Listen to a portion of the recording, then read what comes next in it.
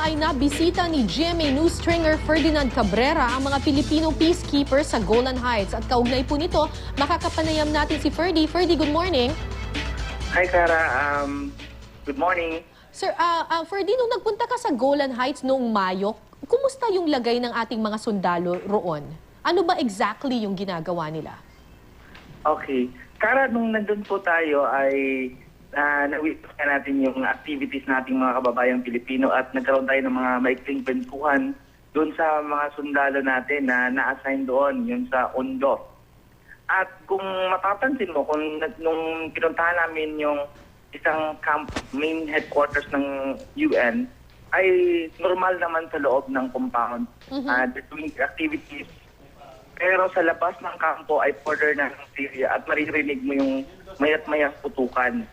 So, that time, nung nandun ako noong May 9th and 10, ay nagkataon naman kung saan nagkaroon ng heavy gunfire between Syrian rebels and Syrian army.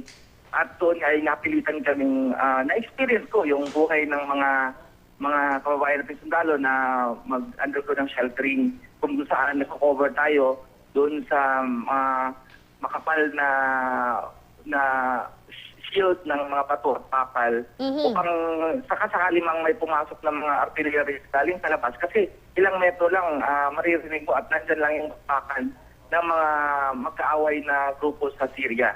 So Ferdy, araw-araw ba ito yung bakbakan na sinasabak ng ating mga sundalo doon against itong mga rebelding Syrian?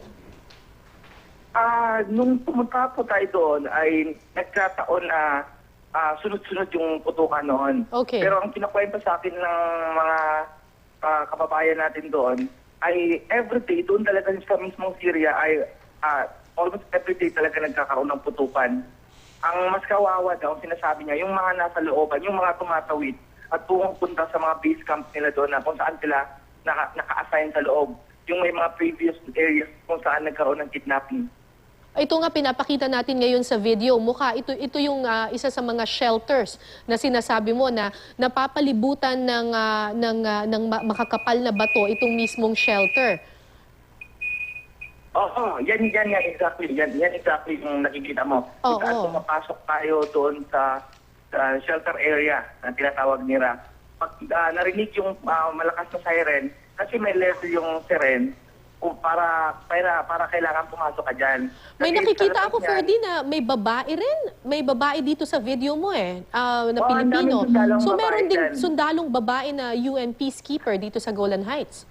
Yes, marami tayong nakita. Sila yung mga in charge sa finance, sa ibang logistic matters at saka mga admin matters na nandyan.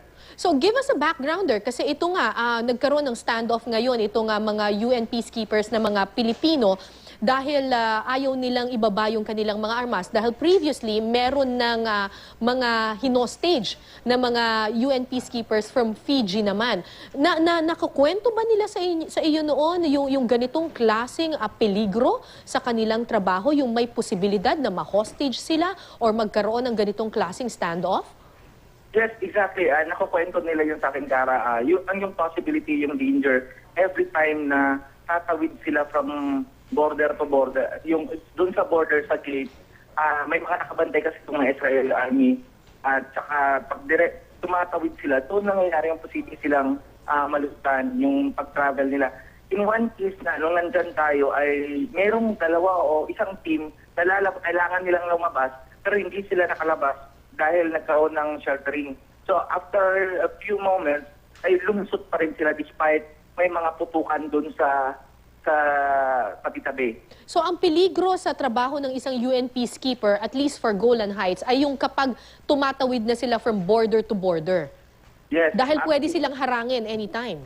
Yes, exactly. Ganyan yung scenario dyan. At lalo na kapag puparasok sila dun sa pinaka-inner part ng Syria kung saan mas pinakamalapit sa pakbakan. Pero alam mo, nakwento sa akin, Cara, ng ibang sundalo, pag itong mga Pilipinong UN peacekeepers daw, medyo mas nakaka-communicate naman daw sila minsan sa mga rebel.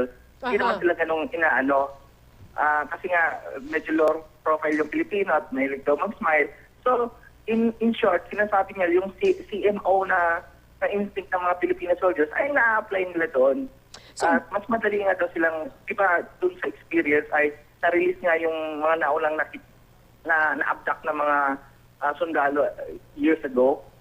Ferdy, I'm sure kahanga-hanga itong mga Pilipino natin na nagsisilbi doon sa United Nations as peacekeepers. Ikaw personally, nakausap mo sila. Gaano ba kalakas yung loob nitong mga ito dahil araw-araw they're faced with danger?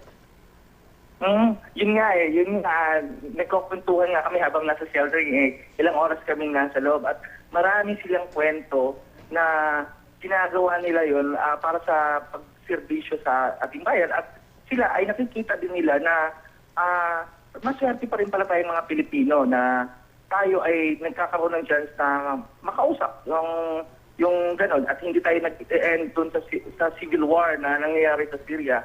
At yung despite the danger na yun ay patuloy pa rin nila nagagawa ang kanilang trabaho at sabi nga ilang batches na nga din daw ang nakadaan dyan. At so far, maganda naman daw yung relasyon ng mga Pilipino, yung UN peacekeepers dyan sa lugar na yan. Pero sa pagkakakilala mo sa kanila, mukha bang papayag silang or dapat ba silang ilikas doon at papayag ba itong mga peacekeepers natin na lumikas doon at iwan yung kanilang mga poste? Well, during yung conversation sa kanila, okay lang naman yun sa kanila na they will stay doon sa area. Wag lang daw yung ganong, siguro, worse for worse, kailangan na silang lumigas pag talagang inatake na yung mga kampo nila dyan. But so far, hindi naman daw sila stressed because nga, peacekeepers sila sa both sides.